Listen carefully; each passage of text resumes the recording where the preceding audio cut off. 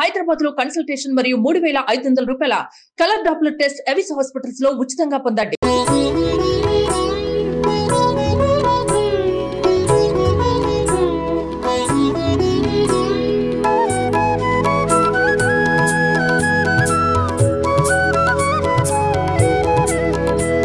Suman TV presents mom's kitchen కి స్వాగతం. దేవీ నవరాత్రుల సందర్భంగా అమ్మవారి నైవేద్యాల్ని, ప్రతిరోజు పెట్టే నైవేద్యాల్ని మీ అందరికీ చూపిస్తున్నాం. అందులో భాగంగా ఈ రోజు ఏం నైవేద్యం పెట్టబోతున్నామో ఒకసారి రమ్మగారిని అడిగి తెలుసుకుందాం. రమ్మగారు, ఈ రోజు నైవేద్యం ఏంటంటే అమ్మవారిది పాయసం చేద్దాం.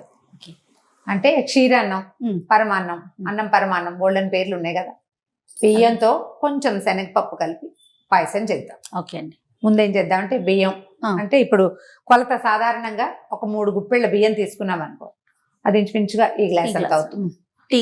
ఒక అంత బౌల్ పాయసం అవుతుంది, పాలు పోసుకుంటాం కాబట్టి.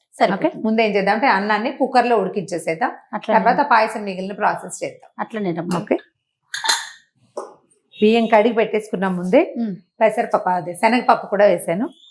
ఒక కుక్కర్ లో వేసేసుకోండి, ఇవి తొందరగా అయిపోయి ప్లాన్ కదా మంది. అవునవును.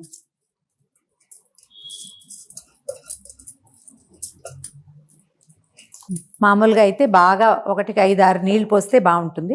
కుక్కర్ లో పెడతాం కాబట్టి అన్ని ఎక్కువ నీళ్లు పోయొద్దు.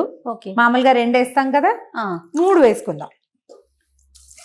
కాసిన పాలు పోసేసి వండేసుకుంటే బాగుంటుంది. అంటే చక్కగా వస్తుంది అనమాట టేస్ట్. 2 గ్లాసులు నీళ్ళు పోసాను కదా, ఒక గ్లాసున్నర అట్లా పాలు పోస్తే బాగుంటుంది. శనగపప్పు కూడా వేసాం కదా, పచ్చిపాలే ఇవి. అవునవును. పాలు పోసేసి మూత పెట్టేసేద్దాం కుక్కర్. అది అది అది ఓకే, స్టవ్ ఆన్ చేసేసాము. వెయిట్ పెట్టేస్తే పెట్టు. అయితే ఇప్పుడు ఎన్ని విజిల్స్ రానిద్దాం రమ్మగారు? ఇవి ఒక 2-3 విజిల్స్ రానిస్తే సరిపోతుంది. మనం దీంతో పాటు ఇంకొక పని ఏం చేయాలంటే, మామూలుగా పాలు పోసిన పాయసంలో బెల్లం వేస్తే విరిగిపోతుంది. అవును. బెల్లం విరగకుండా ఉండాలంటే బెల్లాన్ని కరగబెట్టి ఉంచుకోవాలి. ముందుగా కరగబెట్టి ఉంచేసుకుంటే సరిపోతుంది. ఇది వచ్చే లోపల మనం ఆ పని చేద్దాం. అట్లానే అలానే. బెల్లం కొంచెం ముక్కలుగా ఉంది కదా, సన్నగా తరిగి పెట్టుకున్నాం కదా. దాన్ని ఏం చేద్దామంటే, మనం ఏ కొలత పెట్టుకున్నామో దాంతో ఇంచుమించుగా 1.5 పడుతుంది. నేను గుప్పెళ్ళ లెక్క కదా నాది. అవును. సో నేను మీకు గ్లాస్ కొలత చూపించాను చూడండి. ఒక 3 గుప్పెళ్ళ బియ్యం వేసాం కదా, అటు ఇటుగా ఒక 4-5 గుప్పెళ్ళ బెల్లం వేస్తే సరిపోతుంది. ఇంచుమించుగా ఈ కట్ చేసి నేను ఇక్కడ పెట్టిన బెల్లం దానికి సరిపోతుంది. ఇది ఇవాళ బెల్ల పాయసమే చేస్తారు. మధ్యలో ఒకరోజు క్షీరాన్నము అని ఉంటుంది, ఆ పూట తెల్లని పాయసం చేస్తామన్నమాట. కొద్దిగా ఈ బెల్లం తడవటానికి కొంచెం నీళ్ళు పోస్తే చాలు, చాలా ఏం అక్కర్లేదు. కొంచెం పాకం రానిచ్చి గనక కలిపేసుకుంటే పాయసంలో బాగుంటుంది. స్టవ్ వెలిగిస్తాను. ఇది పెద్ద స్టవ్ కదా, కొంచెం సిమ్లో పెట్టుకుందాము. దీన్ని కాస్త కదిపితే అది అడుగు అంటకుండా వస్తుంది. మనం సన్నగా తరిగేసుకుంటే మనకి ఇంకొక అనుమానం ఏంటంటే, ఇది ఇప్పుడు మనం సన్నగా తరిగిన బెల్లం కుక్కర్లో వండిన అన్నంలో వేసుకోవచ్చు చివరికి, కానీ బెల్లంలో ఒకవేళ ఇసుక ఉంటే. అవునండి, ఇప్పుడు ఇసుక లేని బెల్లం రావట్లేదు కదా, అందుకని కాస్త బెల్లం కరగబెట్టుకుంటే అనుమానం ఉండదు. కసకసలాడము అలా లేకుండా అవుతుంది. కరగబెట్టేసుకోవాలి. 2 ఎట్ ఏ టైం సైమల్టేనియస్ గా అయిపోతాయి, ఏమి ఇబ్బంది లేదు. బెల్లం కరిగాక జీడిపప్పులు కిస్మిస్లు వేయించి పెట్టేసుకుందాం. ఈ మూత తీయటం ఏమిటి, మిగిలిన పని అయిపోతుంది. అయితే మనం ఇది క్షీరాన్నం కదా చేసేది, కొంచెం పాలు తక్కువ పోసాం కదా, దాన్ని ఏం చేయాలంటే కుక్కర్ రాగానే మళ్ళీ కాగిన పాలు పోసి కొద్దిసేపు అన్నం ఉడకనిస్తే ఏమవుతుందంటే కొంచెం మృదువుగా అవుతుంది. మనం విడిగా వండుకుంటున్నాం అనుకో, ఈ పొయ్యి దలుచుకున్న 5-6 గ్లాసుల పాలు పోసేసి బియ్యాన్ని ఒకేసారి పెట్టుకుంటే నిదానంగా ఉడుకుతుంది. మనం పొద్దుటిపూట పరిగెడుతూ చేస్తాం ప్రసాదం, అందుకోసమని కుక్కర్. ఈ కుక్కర్ కన్నా రమ్మగారు, మనం రైస్ కుక్కర్, ఎలక్ట్రికల్ కుక్కర్ లో కనుక పెట్టుకుంటే మీరు అన్నట్లు పాలు పోసుకొని సెట్ అవుతుంది, కరెక్ట్ గా పొంగిపోకుండా సెట్ అవుతుంది. నాకు డౌట్ లేదు, నేను ఇందులోనే చేస్తాను. అవునా? ఓకే. నా పాయసం, పొంగలి, చక్కెర పొంగలి కూడా కుక్కర్ లో చేస్తాను. తొందరగా అవుతుంది, వితౌట్ ఎనీ డౌట్. అన్నం ఉడకలేదు, కొంచెం టైం పట్టింది, వాళ్ళు ఉండదు.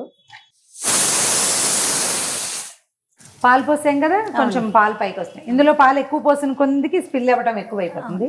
సో కుక్కర్ ఆపేసేద్దాము. ఇది 2 విజిల్స్ వచ్చేసింది కదా, బెల్లం కూడా కరిగిపోయింది రమ్మగారు. బెల్లం కూడా కరిగింది. కొంచెం గుత్తలాడినిచ్చి మనం ఇది మూత తీసే టైం కదా ఆపేసేద్దాం. అట్లా ఈ లోపల ఏమవుతుంది, కొంచెం నీళ్ళు ఎక్కువ పోస్తాం కదా ఇసుకుందని అనుమానంతో. అవునవును. కాస్త బెల్లం కొంచెం చిక్కబడుతుంది. దీనికి పాయసానికి తీగ పాకం రావక్కర్లా. చక్కెర పొంగల్కి తీగ పాకం వచ్చిన పాకం చాలా ఎక్సలెంట్ గా కుదురుతుంది.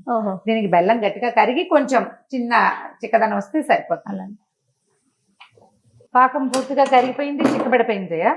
మనం ఏం చేద్దామంటే దీన్ని కొంచెం వడబోసేసి పెట్టుకుందాము. అలానే ఓకే. బెల్లం కరిగిపోయింది పూర్తిగా చిక్కబడింది కదా, నీళ్ళలాగా లేదు కదా, దీన్ని వడబోసేసుకుందాము. ఇందులో అనుమానం ఏంటంటే మనకి ఇసుక ఏవైనా రాళ్ళు లాంటివి ఉండొచ్చు. ఖచ్చితంగా కరగబెట్టి పెట్టుకుంటే అదిగోండి కనిపిస్తుంది కదా. అవును రమ్మగారు. అది పెట్టేసేది. ఈ లోపల మనం ఇంకో పని ఏం చేద్దామంటే ఈ కుక్కర్ వచ్చి మనం బెల్లం కలిపే లోపల జీడిపప్పులు వేయించేసి. అలానే ఇది పెద్ద స్టవ్ ఉంది. ఓకే, నీ పక్కన నెయ్యి ఉంది, వేయి చేయాలి దీంట్లో కొంచెం.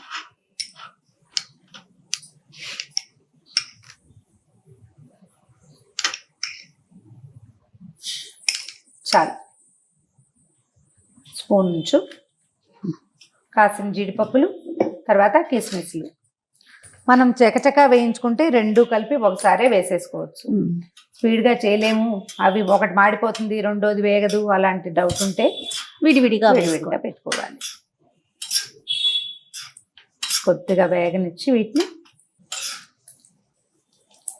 కిస్మిస్లు వేగుతుంటే భలే ముచ్చటగా ఇలా ఉబ్బుతాయి కదండి, సరిపోతాయి. నల్లగా అయిపోనివ్వకుండా కొంచెం తెల్లగా ఉండగానే తీసేస్తే మనకి జస్ట్ ఆ పచ్చిదనం పోతే సరిపోతుంది. ఇగో కిస్మిస్లు అన్నీ వచ్చేసినాయి, జీడిపప్పులు లేతగా రంగు మారింది. తీసేద్దాం. గ్లాస్లో పోస్తే పోతుంది, ఆ గ్లాస్ పోదా. స్టవ్ ఆపేద్దామా? ఓకే. జీడిపప్పులు కిస్మిస్లు ఒక దాంట్లోకి తీసేసుకుందాం జయ. అవి చల్లారుతాయి. ఈ లోపల మన కుక్కర్ వచ్చిందేమో చూద్దాం. అలానే అయిపోయిందండి. కుక్కర్ వచ్చేసింది.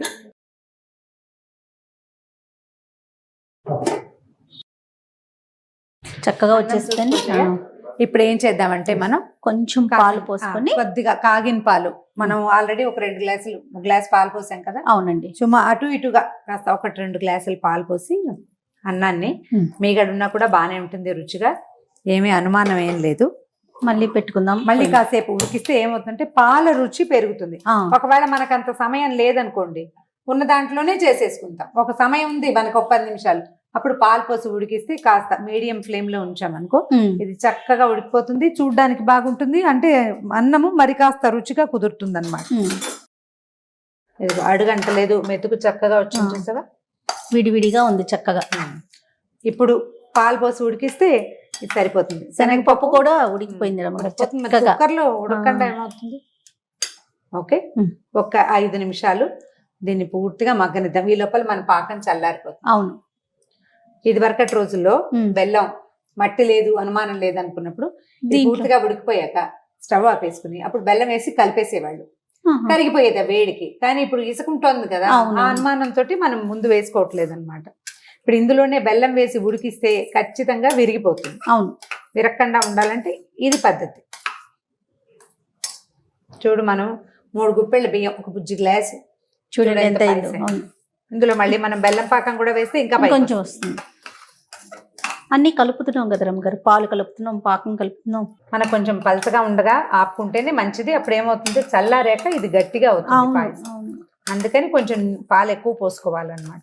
చూడు, చిక్కగా వచ్చేసింది. అవును రమ్మగారు. ఈ మాత్రం కన్సిస్టెన్సీలో మనం బెల్లం వేసుకున్నా ఓకే, పాకం పోసుకున్నా ఓకే. మనం ఎలా కొంచెం మన పాకం పలచగానే ఉంటుంది, పాయసం లూజ్ గానే వస్తుంది, మధ్యాహ్నానికి గట్టిగా అయిపోతుంది అనమాట.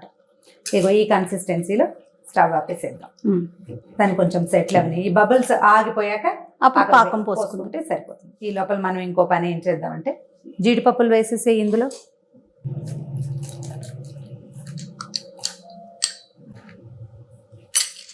ఏలకుల పొడి, ఇలాచీ పౌడర్ వేసేసుకోవాలి. అది కొంచెం సెటిల్ అయ్యాక బెల్ల పాకం ఎత్తి కలిపేస్తే పరవన్నం రెడీ. దీన్ని ఈజీ మెథడ్ ఏంటంటే మనం వేసేది పాకం కాబట్టి స్టవ్ మీద నుంచి రెండో స్టవ్ మీదకి మార్చండి. అక్కడ ఏమి వేడి లేదు కదా, తొందరగా ఈజీగా సెటిల్ అయిపోతుంది. ఓకే, ఇప్పుడు పాకం ఎత్తి పోసేది. బబుల్స్ ఆగిపోయినాయి చూడండి. ఆ బబులింగ్ ఉండగా వేస్తే మాత్రం కొంచెం విరగడానికి అవకాశం ఉంది.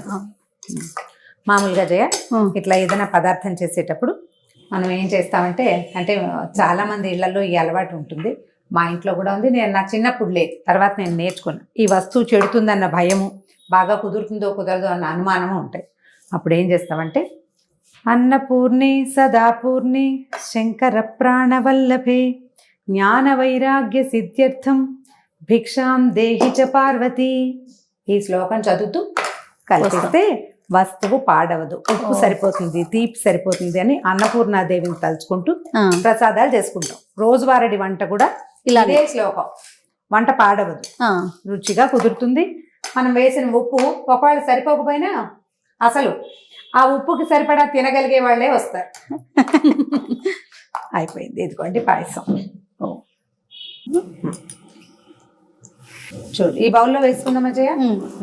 అలాగే ఎత్తివేసి మనకు కనిపిస్తుంది అది ఎట్లా వచ్చిందో, విరక్కండా వచ్చిందా లేదా. ఎత్తివేయకు, కనపడిపోతుంది కింద. ఓకే, వేసిన జీడిపప్పులు కూడా చక్కగా కనిపిస్తున్నాయి కదా. కొంచెం నెయ్యి, దాని మీద 1 స్పూన్ నెయ్యి వేసి, ఆల్రెడీ మనం వేసాము, అదొక తృప్తి అనమాట. అది వేసి నివేదన చేసుకోవటమే. ఇంకా అంతే. ఈ రోజు నైవేద్యానికి చక్కటి బెల్లపు పాయసం రెడీ అయిపోయింది. అమ్మవారి ముందు నైవేద్యం పెట్టడమే లేటు. ఓకే రమ్మగారు, రేపటి నైవేద్యం తయారీ కార్యక్రమంలో మళ్ళీ కలుసుకుందామండి. అలాగే.